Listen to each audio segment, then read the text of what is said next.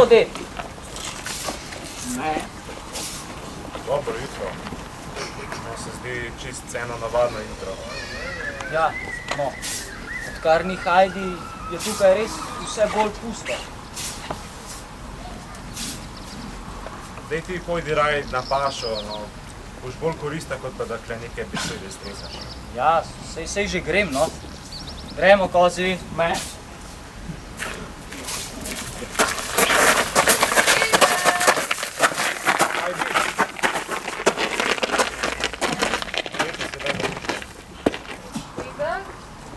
Hajdi! Dedek! Si to res ti? Seveda sem jaz, dedek. Prišla sem nazaj, spet sem doma in tukaj bom ostala.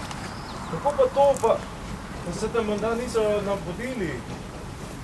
Oh, ne, dedek, saj so bili vsi dobri z menoj. Ampak, ker sem te tako zelo pogrešala, so mi dovolili iti nazaj domov. In poglej, še bele žemlje za staro mamo so mi dali za napol. Res, si pogrešala mene, starca. Sploh nisem vedno znal dobro ravnati s teboj. Seveda, ti si moj dedek in rada te imam takšnega, kot si. Nihče v mestu ne bi bil pripravljen že tako zgodaj vstati in pomolsti koz, samo zato, da bi imela zjutraj na mizi sveže kozje mleko. Joj, dedek, kako zelo sem pogrešala tvoje kozje mleko. Pa ta svež planinski zrak in sonce, ki zvečer obarva gore, kot da gorijo, pa bele planike na pobočjih. Hajdi, zdaj boš lahko res vsak dan nabirala neke cvetlice in opazovala sončni zahod. Veš, Laboka in Medvedka ste te tako pogrešali, pa da ne omenim Petra. Res, prav vsi ste me pogrešali. Kje pa je Peter? Je šel s kozami že na pašo? Ja, ravno prej jih je prignal mimo. Joj, saj vem, da sem se ravno vrnila, ampak a grem lahko za njimi na pašo? Tako zelo si jih želim čim prej spet videti. Ti kar pojdi, gorski deklič. Odpoči se na pogledu na domače planine. Tole bom vzela za staro mamo. Zdaj bo končno lahko jedla bele žemlje. Se vidiva zvečer, dedek? Adijo, Hajdi. Novo posteljo je bom mogel narediti. Staro mrvo ste koze že zdavnaj pojedli. Najbolje, da naredim novo posteljo, kar iz mrve, ki sem jo včeraj posušil.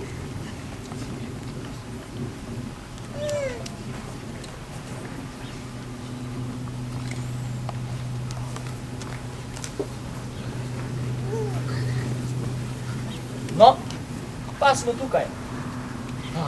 Končno si lahko malo odpočijem. Vidva se pa kar dobro najejta, prav? Bog žegnaj. Ne.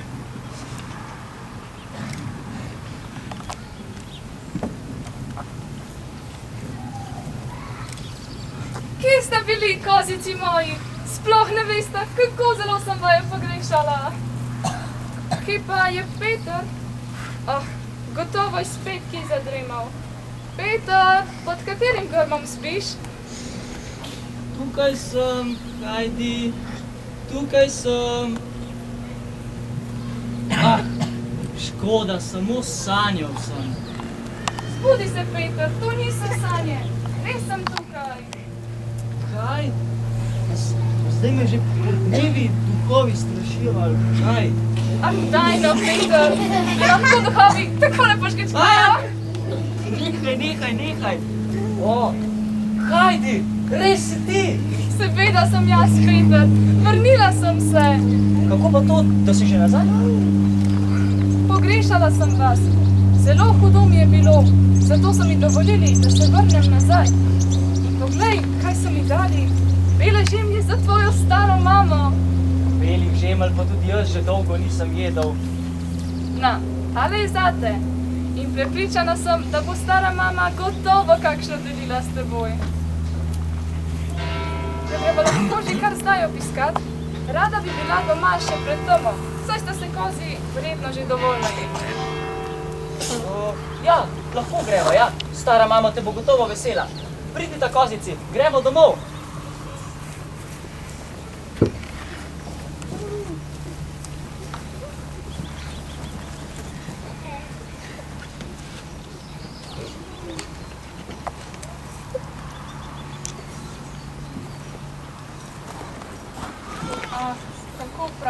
so te dnevi.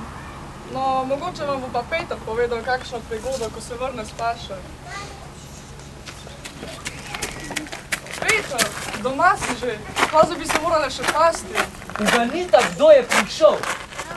Dobar dan. Koga slišim? Tak nežen glas je imela včasih moja mala Heidi, ko je še živela na planini. Tako pogrešam to moje malo sonce.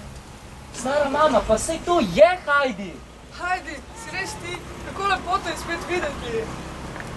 Heidi, si res ti? Si res spet pri meni? Ja, spet sem doma in nikoli več ne grem proč. Zdaj pa bom lahko vsak dan spet obiskovala. Zdaj, vam nekaj dni ne bo treba jesti trdega kruha. Potipajte, kaj sem vam prinesla. Kako čudovit kruh. Kako je mehan, da ga tudi vam neko ne bo probila namakati. Joj, sonce zlato, res si mi prinesla veliko veselje, ampak veš, tebe pa sem najbolj vesela. Ti si moj največji blagoslov. Tole je za vas, Brigita. O, Heidi, ne morem ga vzeti. Tak klobuk stane pravo malo bogatstvo. Ne, res, kar vzemite ga. Jaz imam veliko raje moj stari slamnik, pa še vam veliko bolj pristaja. Če želite, ga lahko tudi prodate in denar porabite za kaj drugega. Jaz ga ne potrebujem. Joj, hvala, Heidi, tako zelo sem ti hvaležna. Daj, posedi se in nam povej, kako si se imela v mestu. Si se naučila veliko novega? Oh, ja. Vsak dan sem obiskovala pouk in zdaj znam tudi jaz kaj dobro brati. Vam preberem kakšno pesem iz vaše knjige, stara mama? Ja, Heidi, prosim, preberi mi tisto pesem o soncu. Odkar sem oslepela, si srčno želim, da bi to pesem slišala vsaj še enkrat v življenju.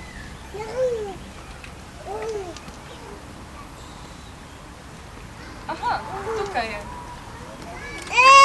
O sonce zlato, ko si svoj razlivaš, obzorja nam radosti sreče razkrivaš. Milosti Božje, presvetli si dar, skrivnosti nebeške prinaša tvoj žar. Ko pride trpljenje in stiska boli, tvoj žarek srce in duha okrepi. Vihar še na morju utihne tedaj, ko sonce zasije spokojni sijaj.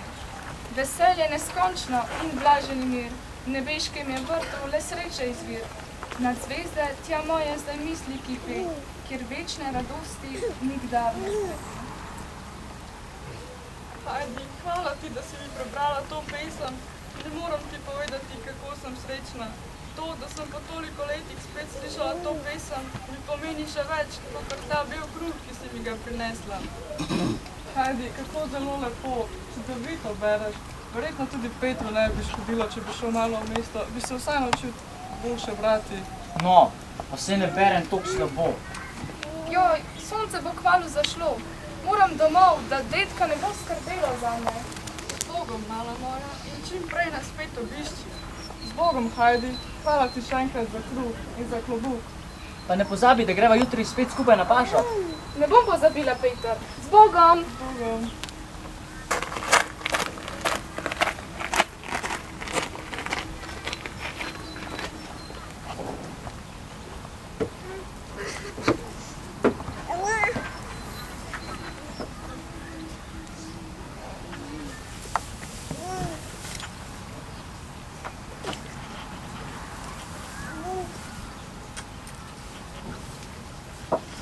Dobar večer, dedek!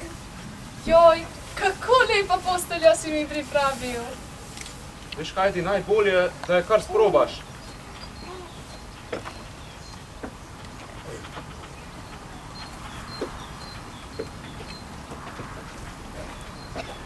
Kako čudovito! Tako mehke in udobne postelje niti v mestu nisem imela. Hvala ti, dedek.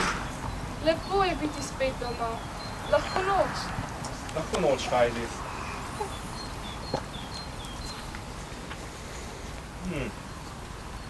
Sveto pismo. Kako dolgo je že od takrat, ko sem jaz nazadnje odprl svojega.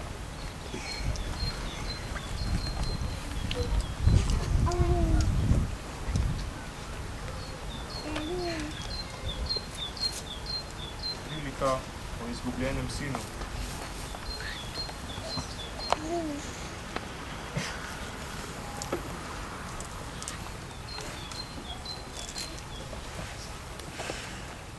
Oče, žal mi je, ker sem grešil zoper tebe in nebo. Že toliko dolgo časa se nisem pogovarjal s tabo, ker sem bil jezen nate, na vaščane, na ves svet. Gospod, hvala ti, ker si mi prinesel nazaj Heidi. Preko nje me res znova naučiš ljubezni. Hvala ti, Gospod.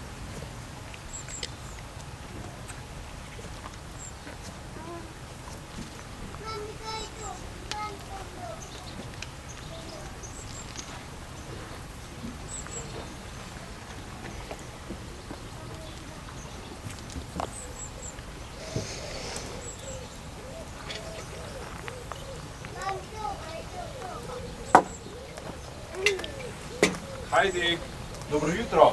Kar hitro vstani. Sveže mleko te že čaka na mizi.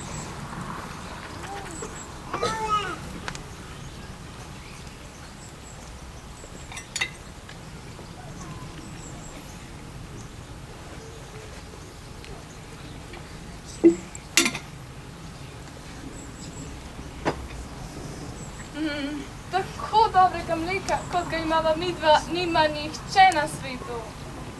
No, kar hitro ga popij. Potem se pa lepo obleci. Veš, malo se nama že mori. Zelo si čeden, dedek. Še nikoli te nisem videla tako lepo oblečenega. Kam pa greva? Veš, Heidi, danes je nedelja.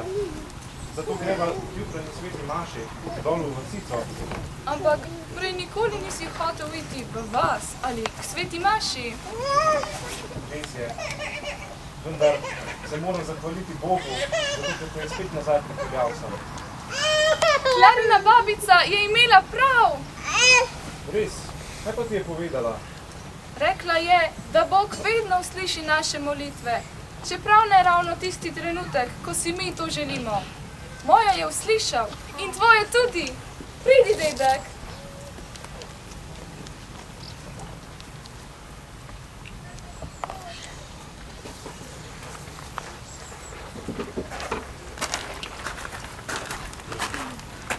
Soseda, si videla, kdo je bil danes v sveti maši? Ja, sem videla, ja, Dec Planine. Nisem si mislila, da bo kdaj prišel. Saj sem sedela ravno pred njim, pa se nisem ravno upala preveč obračati glave, da ne bi izgledalo čudno. Nisem si mislila, da bom kdaj doživela svoj živi dan. No, sosedi, daj zaprita že vaj na ta dva upravljiva gobca. Še Bog je rekel, da naj naša orodja 7. dan počivajo. Vamo bojo še jeziki pregoreli. Kaj boste pa potem počeli vse dneve? Krasna pridiga, gospod župnik. Res taka življenjska. No, me veseli. Pa upam, da ste si kaj zapomnili. Še posebej se mi zdi pomemben zadnji del. Pa res, to mi je najbolj pomembna stvar. Ja, zadnji del. Ja, če je usmiljeni oče odpustil sinu, ki je vse pogubil, ga sprejel in ljubil še bolj kot prej, moramo biti tudi mi hvaležni za vsakega človeka, ki se vrne k Bogu. In ne smemo dovoliti, da bi naši jeziki obrekovali. S Brigido sva se že večkrat pogovarjali o dedu s Planine in ga je vedno zelo pohvalila, ampak do sedaj ji nisem verjela. Ampak očitno ded res dobro skrbi za Heidi, kajti drugače se ne bi vrnila iz mesta, kjer je imela vsega v obilju. Ja, to sem tudi jaz vedno govorila, kako je deklicu lepo na planini. To ste pa čisto prav povedali, gospod župnik, čist prav.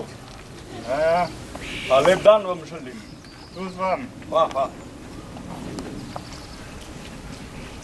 O, ded, koliko lepo vas je spet videti med ljudmi. Ja, hvala, gospod župnik.